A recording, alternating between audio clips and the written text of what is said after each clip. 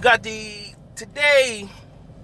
You just tuned in to 2018 NBA Finals preview.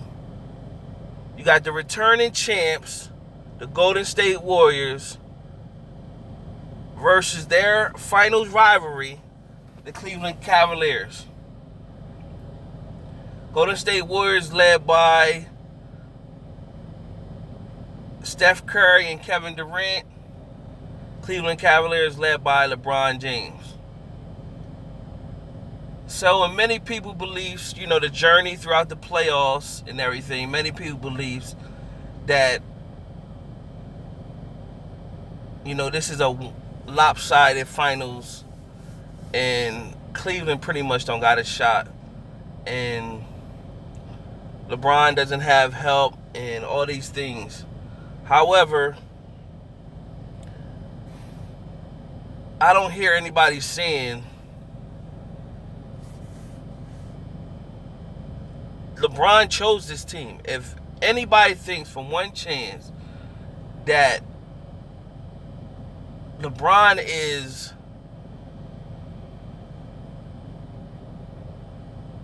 an Ohio statesman, grew up in Ohio, Akron, Ohio, end up playing for a professional team in Cleveland, Ohio, and all that he has done for that city and that franchise. He left, went off, got 2 championships, came back, despite what the owner of the franchise said about him, came back and got that franchise their first ever championship. You think by one chance that they got rid of all those players without his consent? They just did that? No, he agreed to that.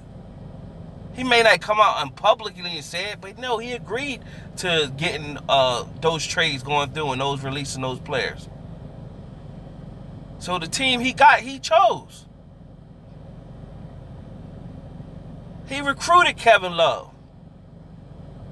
And when Kevin Love could have left, he recruited him to sign back. He chose this squad. It ain't he ain't got no help. He chose these guys. These are the guys he wanted. He wanted. If you know anything about basketball or watch it, pay attention, you knew the way the East is built, he can get through the East with that unit he has. Pacers gave him all that he can handle.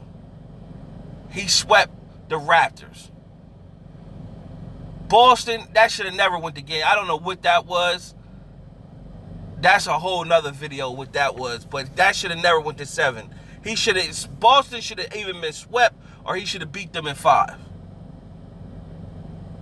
There's no way that that Boston should have went to a Game 7 series. So from there, it leads you to the finals.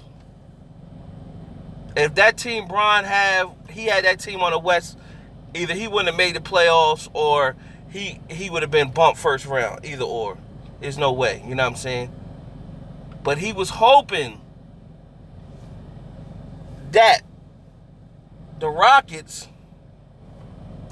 beat Golden State, because he had more of a shot to beat the Rockets than he would with the Rockets.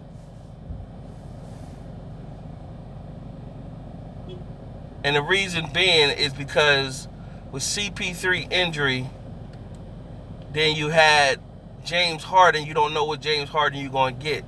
Is he going to go off and really compete, or is he just going to just do enough to fill up some stats?